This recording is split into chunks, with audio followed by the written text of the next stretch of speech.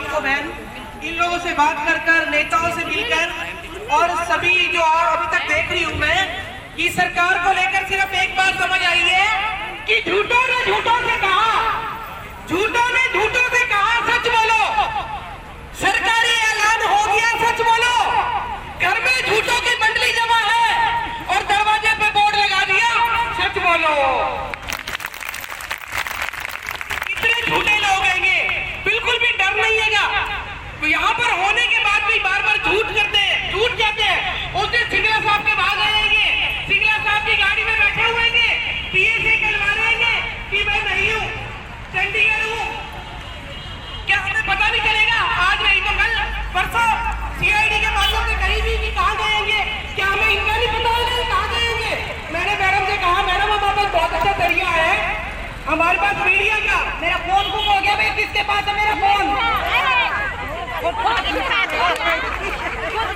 Media का बहुत अच्छा हमारे पास जरिया है। देखें आप, कहीं भी है हमारे विधायक जी, संजय सिंह जी कहीं भी है तो कृपया करके उनके फोन से लोकेशन डलवा दें। आप लोकेशन डलवा सकती है मैडम? बताओ भाई, डलवा सकती है फोन से? अगर वो कहीं भी है, इस एरिया में कहीं भी है। मेरा नाम बबीता है, मैं स्टेट की एल्प्रो की कन्वीनर हूँ। मैं सरकार को हर बार यही बोलना चाह रही हूँ कि जो 2018 में जो समझौता हमारा हुआ था, सीएम साहब ने जो विधानसभा में खड़े होकर के उनको हम बहनों के प्रदर्शन के बाद, जो हमारा जब 2018 में हड़ताल चली थी, 2018 की हड़ताल के बाद सीएम साहब ने विधानसभा में खड़े होकर के कहा था कि मैं इनको श्रमिक का दर्जा दूंगा। तो आप मुझे ये बताओ, श्रमिक का दर्जा क्या होता है? क्या हमें आज श्रमिकों के दर्जे की तनख्वाह मिल रही है? बिल्कुल भी नहीं मिल रही है। जो हमारी तनख्वाह है वो 6,000 और 10,000 है। मैं ये पूछना चाहती हूँ सरकार से, 6,000 और 10,000 में किसके घर का खर्च चलता है? एक कुत्ता भी नहीं पेट भर सकता 6,000 और 10,000 में। उनके जो घरों के कुत्ते होते हैं, उनके घरों के जो नौकर होते हैं, वो इससे ज्यादा तनख्वाह लेते हैं और वो अपने कुत्ते को 20 से 25,000 का ज्यादा ही खाना खिलाते हैं, बिस्किट खिला देते हैं। उन्हें खाने की बात तो छोड़ो। और जो ये कह रहे हैं हमें कोई शौक नहीं है ये हड़ताल करने का, ये हमारी मजबूरी है, हम मजबूर हो चुके हैं। हमारी विडो बहन 80% इस स्कीम में लगी हुई है, जो आंगनवाड़ी की आईडीएस की जो हमारी स्कीम है आईसीडीएस की, उसके अंदर विडो बहन 80%। आप मुझे बता दो, 10,000 में 6,000 को भी छोड़ देती हूँ, 10,000 को ले लेती हूँ तो 10,000 में क्या गुजारा कर लेंगी? रसोई का खर्च भी नहीं चलता। हमारे किराए के सेंटर है जिसका किराया हमारा 2,500 से 3,000 तक का गुड़गांव जैसे शहर में है, और अगर एक रूम का, और उनके खुद के रहने के मकान का जो किराया है वो 5,000 का 6,000 का है। तो वो क्या करेंगी, क्या बचाएंगी और क्या खाएंगी? तो मैं ये पूछना चाह रही हूँ, हमें शौक नहीं है किसी के खिलाफ नारे लगाने का, लेकिन हमें सरकार मजबूर कर रही है। आज 45 दिन हमें धरने पे बैठे हुए हो गया है और सरकार हमारी मांगों का समाधान नहीं कर रही है। कोई नई मांग हमारी नहीं है। 2018 के समझौते के को लेकर के हम बैठे हुए हैं, हमने नया कुछ भी नहीं मांगा। सीएम साहब से हम ये कहना चाहते हैं, 2018 के समझौता जो उन्होंने मानना था उसी को लागू कर दे, अन्यथा हम आर पार के मूड में आ चुके हैं और आर पार की लड़ाई से हम पीछे नहीं हटेंगे। और कितना हमें वो प्रताड़ित करेंगे, कभी वो हमारे ऊपर धाराएं लगवा देते हैं, कभी हमारे ऊपर मुकदमे करा देते हैं, कभी हमारे लेटर निकलवा करके हमें वो टर्मिनेट का धमकी देते हैं। तो हम ये कहना चाहते हैं, नहीं डरते, हम तेरी धमकी से खींच लेंगे कुर्सी से। कल ही गए थे हम, उन्होंने आश्वासन कल ही दिया है। उन्होंने कहा कि हम मंगलवार को फिर बुलाएंगे वे और उनसे बात करके आएंगे वे, हम सीएम साहब से, और फिर हमें बताएंगे कि तुम्हारा कितनी बातें मांगी नहीं गई है, कितनी नहीं मानी गई है। हम चौथा विधायक हमारे पास सामने नहीं, 2 विधायक हमारे सामने आए और जो सिंगला पर 3 विधायक हमारे सामने आए, लेकिन 2 विधायक हमारे से बात भी नहीं करते और नहीं हमारे सामने आते हैं। हम उन्होंने ये आश्वासन दिया कि हम तुम्हारी मांगों का पूरा समाधान करेंगे और हम सीएम साहब से भी बात करेंगे और तुम्हारी मांगे जायज है, ना जायज नहीं है बिल्कुल भी, और तुम्हारे साथ हम पूरी कोशिश करेंगे तुम्हारे से कि हम अपनी मांगों के बारे में हम अपना आंदोलन कर रहे हैं। आज हमें 39 दिन हो गए यहाँ पर बैठे हुए को, और हम सभी विधायकों के ज्ञापन भी दे रहे हैं, लेकिन हमारे कोई भी विधायक हमारी बात सुनने के लिए कोई भी तैयार नहीं है। और हम सरकार से यही कहना चाहते हैं कि या तो हमारी मांगों का समाधान कर दे, नहीं हम ये आंदोलन नहीं पता कितनी आगे तक बढ़ेगा, इसका कोई अंदाजा भी नहीं है हमें। और हम ये कहते हैं कि जब तक 2018 का समझौता लागू नहीं किया जाए, हम हमारा आंदोलन पूरा नहीं करेंगे और हम अपनी मांगे मनवा कर ही रहेंगे। तो मैं ये कहना चाहूंगी, जो विधायक साहब से हमने पहले से टाइम ले रखा था, उनका यहाँ से भागने का मतलब क्या बनता था?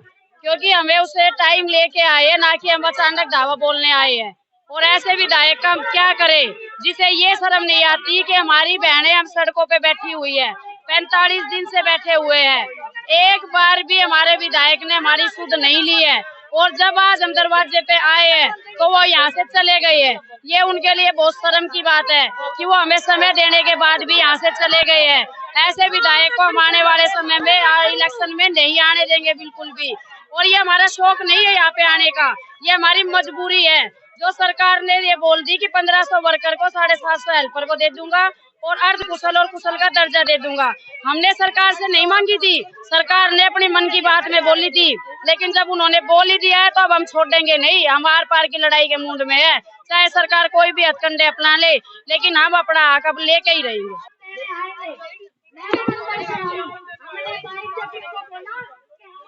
विधायक जी को ज्ञापन देने आए हैं, उनके बारे में ये है कि हमने आज से एक हफ्ता पहले सभी विधायकों के लिए सीआईडी इंटेलिजेंस के माध्यम से सूचना भिजवा दी थी कि फला दिन हम इन विधायकों के पास, मंत्रियों के पास या जो हमारे लोकसभा के सदस्य उनके पास जो है ज्ञापन दिए जाएंगे। एक हफ्ता होने के बावजूद विधायक हमें कोई भी घर पे नहीं मिल रहा। ये एक जो इंडिपेंडेंट विधायक था वो मिला था, बाकी बीजेपी के जितने भी विधायक है कोई भी हमें घर के ऊपर आज तक नहीं मिला। बता दिया, उसके बावजूद भी ये इनकी जानबूझ करके ये एक चालाकी है उसके अंदर। विधायक जी आंगनवाड़ी वर्कर बहुत टाइम से बैठे हुए हैं। अब इस बारे में खैर इतनी डिटेल में मुझे नहीं पता कि मिले हैं या नहीं मिले। अभी जितना मुझे उन्होंने कहा है कि आप जाकर के इनका विज्ञापन लाओगे, तो वो किसी बिहाफ पर ही कहा है। वो इसीलिए कहा है कि विज्ञापन आदमी तभी लेता है जब आगे वो विज्ञापन देने के लिए ही। तो इनको मैं यही उम्मीद जगा सकती हूँ कि सोहना वासियों ने अगर हमें वोट दिए अपनी डिमांड रखने के लिए, हालांकि ये अपनी आवाज उठा रही है पूरे स्टेट में, ताकि पूरे स्टेट से इनकी आवाज सीएम साहब तक पहुंचे। बाकी मैं अपने क्षेत्र से यही उनको भरोसा दिला सकती हूँ कि विधायक जी के थ्रू इनका विज्ञापन सीएम साहब तक पहुंचाया जाएगा और इनकी बात सीएम साहब तक रखी जाएगी। विधायक जी ने आपको ज्ञापन लेने के लिए बोला हुआ है, आज इनको ये ज्ञापन देने आए, क्या आप ज्ञापन लेंगे इनका? हाँ जी बिल्कुल, उन्होंने बोला है, मैं तभी विज्ञापन लेने आई हूँ।